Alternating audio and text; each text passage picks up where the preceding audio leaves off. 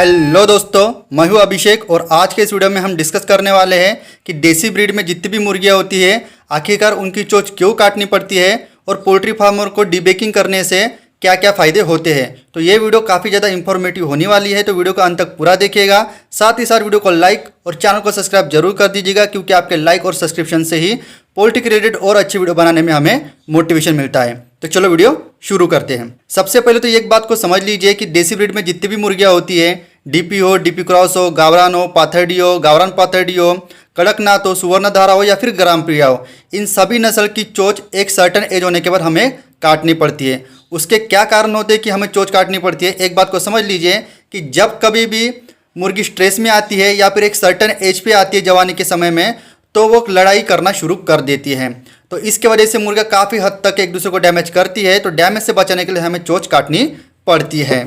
तो चलो अभी चोंच काटने के हम एडवांटेजेस फ़ायदे डिस्कस कर लेते हैं। सबसे पहला जो फ़ायदा होता है, जब कभी भी मुर्गियाँ एक दूसरे के साथ लड़ाई करती है तो उनके पास सिर्फ और सिर्फ दो ही प्रकार के हथियार होते हैं लड़ाई के समय। एक तो हो गए उनके पैर के उंगली के नाखून और दूसरा होती है उनकी चोंच। अगर हम डीबेकिंग करके उनकी चोंच काट देते हैं तो अगली मुर्गी काफ़ी हद तक कम डैमेज होती है, जिसके वजह से आपके पोल्ट्री फार्म में और मुर्गियों में मोर्टेलिटी रेशो काफ़ी हद तक के कम हो जाता है। इनडायरेक्टली इसके वजह से आपको फ़ायदा ही होता है।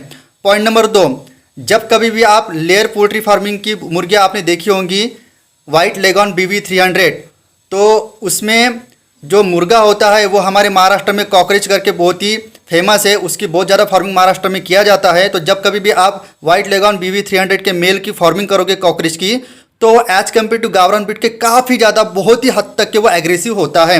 ऐसे समय में जब कभी भी आप उसकी डीबेकिंग महीने में 2 बार कर दोगे, इसके वजह से आपके मुर्गे काफ़ी हद तक के डैमेज होने से बच जाते हैं और उनके पीठ पर के और पूंछ के बाल ना निकलने की वजह से माल बेचते समय आपको काफ़ी अच्छा रेट मिल जाएगा।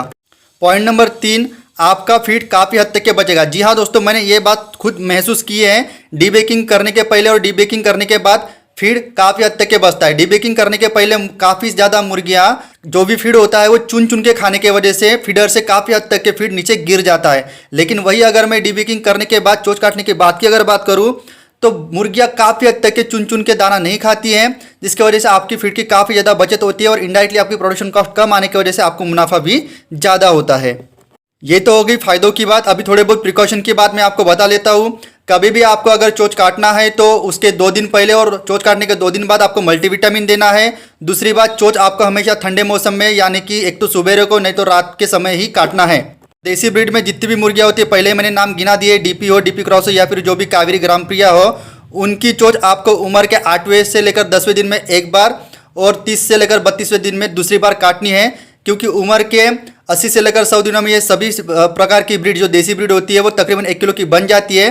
तो 30 से लेकर 32वें बार जब आप दूसरी बार चोंच काटते हो तो उसके बाद वो 90 से लेकर 100 दिन में उनकी फुल चोंच आ जाती है, जिसकी वजह से आपको सेलिंग रेट जितना मिलता है उतना ही रेगुलरली मिल जाएगा। तो चोंच काटने के ये काफ़ी सारे फायदे पोल्ट्री फार्मर को होते हैं, तो ध्यान से कभी भी याद रखिएगा, इस प्रकार से आपको चोंच काटना है। साथ ही साथ अगर आपके मन में कोई भी पोल्ट्री रिलेटेड डाउट होगा तो हमारे चैनल के पेज पे जाइएगा, वहाँ पर मैंने डेडिकेटेड पोल्ट्री का प्लेलिस्ट बनाया हुआ रखा है। वहाँ पर आपको पोल्ट्री के लिए हर एक वीडियो मिल जाएगी, जिससे कि आपके हर एक सवाल का जवाब आपको वहाँ पर से मिल जाएगा। वीडियो को लाइक और चैनल को सब्सक्राइब जरूर कर दीजिएगा। इसी तरह का नॉलेजफुल वीडियो लेकर मैं मिलता हूँ आपको नेक्स्ट वीडियो में। Thank you.